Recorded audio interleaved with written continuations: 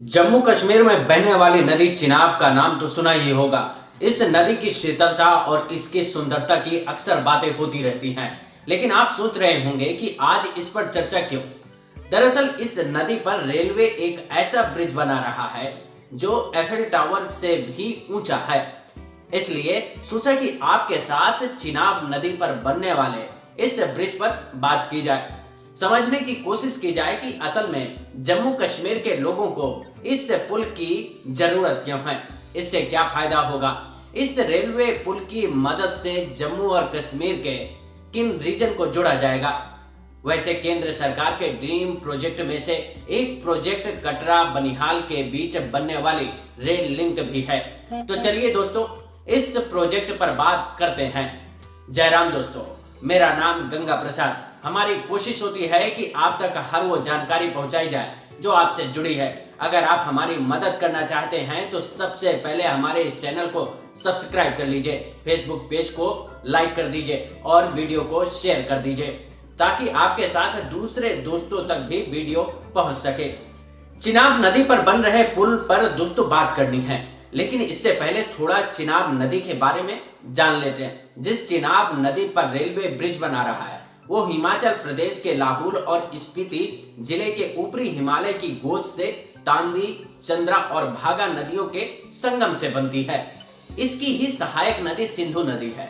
चिनाब नदी जम्मू और कश्मीर के जम्मू क्षेत्र से होकर पंजाब, पाकिस्तान के मैदानी इलाकों में बहती है, जिसका पानी भारत और पाकिस्तान के बीच सिंधु जल समझौते की शर्तों के अनुसार साझा किया जाता है, जबकि जम्मू और कश्मीर के जम्मू क्षेत्र से होकर पंजाब के मैदानी इलाकों में भी चिनाब नदी बहती है।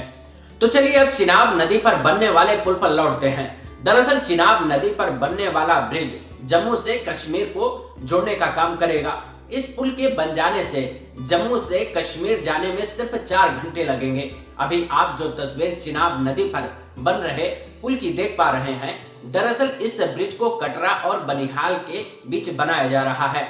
इस नदी के एक तरफ जम्मू पड़ता है और दूसरी तरफ कश्मीर पड़ता है। इस रेल लिंक को लोग कटरा बनिहाल रेल लिंक के नाम से भी जानते हैं। चिनाब नदी पर बन रहे इस ब्रिज की हाइट नदी से 359 मीटर है।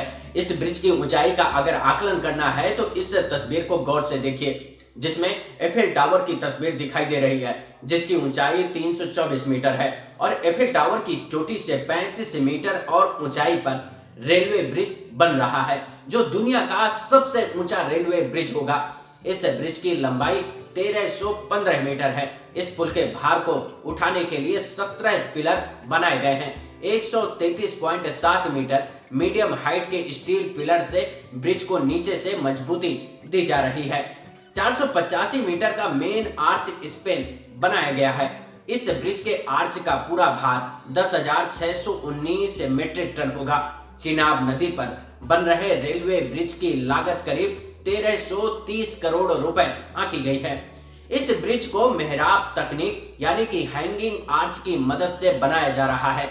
आप सोच रहे होंगे कि क्या मेहराब तकनीक से अब तक दुनिया में कोई ऐसी चीज नहीं बनी है, तो उसका जवाब है कि चीन ने दुनिया का सबसे ऊंचा आर्च ब्रिज बनाया है, जिसकी ऊंचाई 277 मीटर है।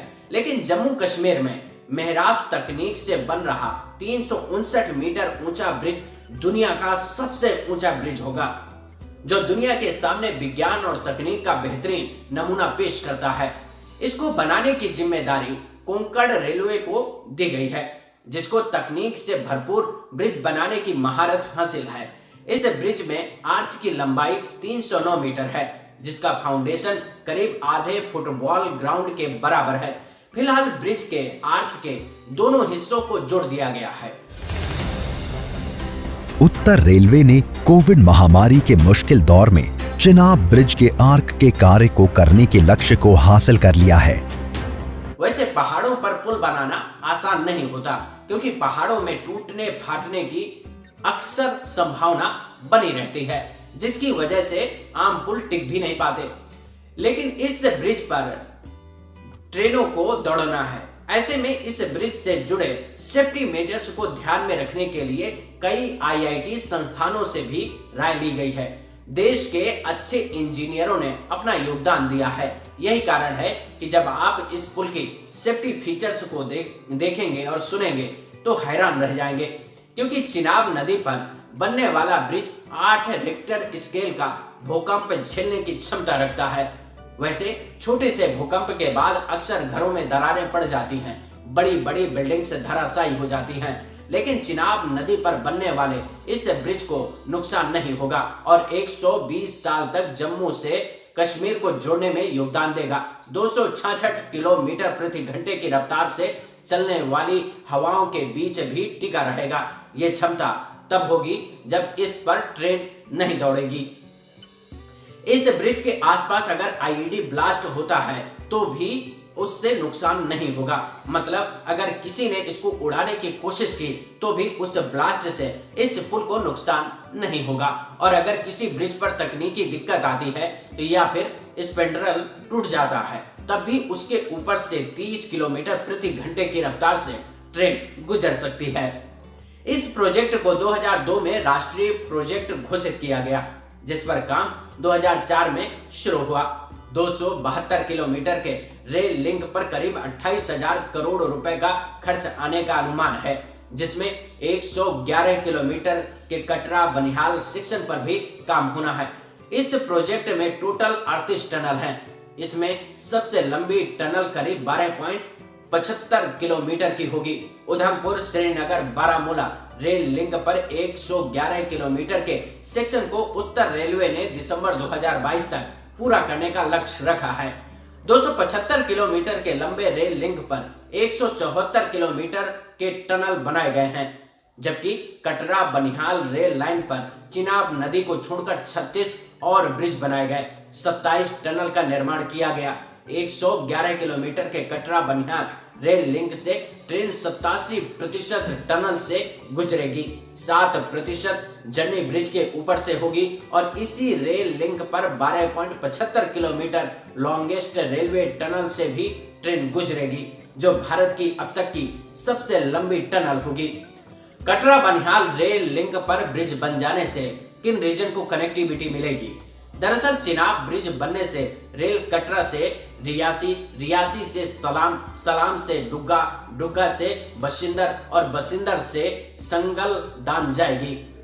इस रेल लिंक की खासियत ये भी है कि अगर इस पर 90 किलोमीटर प्रति घंटे की रफ्तार से ट्रेन की स्पीड तय की गई है तो उससे ऊपर ट्रेन की स्पीड जाने पर आगे ट्रेन को सिग्नल नहीं मिलेगा, यानी कि ट्रेन 90 किलोमीटर प्रति घंटे की रफ्तार से ही आगे बढ़ पाएगी। वैसे कोंकण रेलवे के पास सिर्फ चिनाब नदी पर बन रहे ब्रिज की जिम्मेदारी नहीं है, बल्कि अंजी खाद ब्रिज भी कोंकण रेलवे की देखरेख में इरकॉन इंटरनेशनल लिमिटेड बना रहा है, जिसकी मदद से कटरा से रियासी को जोड़ा जा रहा है। इस ब्रिज को बनाने में 512 करोड़ रुपए खर्च होने का अनुमान है। इस रेल कनेक्टिविटी से जम्मू और कश्मीर से जुड़े रीजन को अच्छी कनेक्टिविटी मिलेगी, लोगों को आने जाने में आसानी होगी, जिससे पर्यटन को बढ़ावा मिलेगा, रोजगार के अवसर खुलेंगे, तो जम्मू कश्मीर की वादियों के बीच रहने वालों के अच्छे दिन भी आएंगे, व्यवसायिक गतिविधियों को भी बढ़ावा मिलेगा। उम्मीद है कि आपको इस वीडियो के जरिए मिली जानकारी पसंद आई होगी। आपसे एक निवेदन है कि इस वीडियो को शेयर करने, चैनल को सब्सक्राइब करने और कमेंट कर अपनी राय देने की कोशिश जरूर करें। अगर आप YouTube पर देख रहे हैं तो आप हमारे Facebook पेज को लाइक करें और अगर आप Facebook पेज को देख रहे हैं तो आप हमारे YouTube चैनल को सब्सक्राइब कर हमारी मदद करें। धन्यवाद।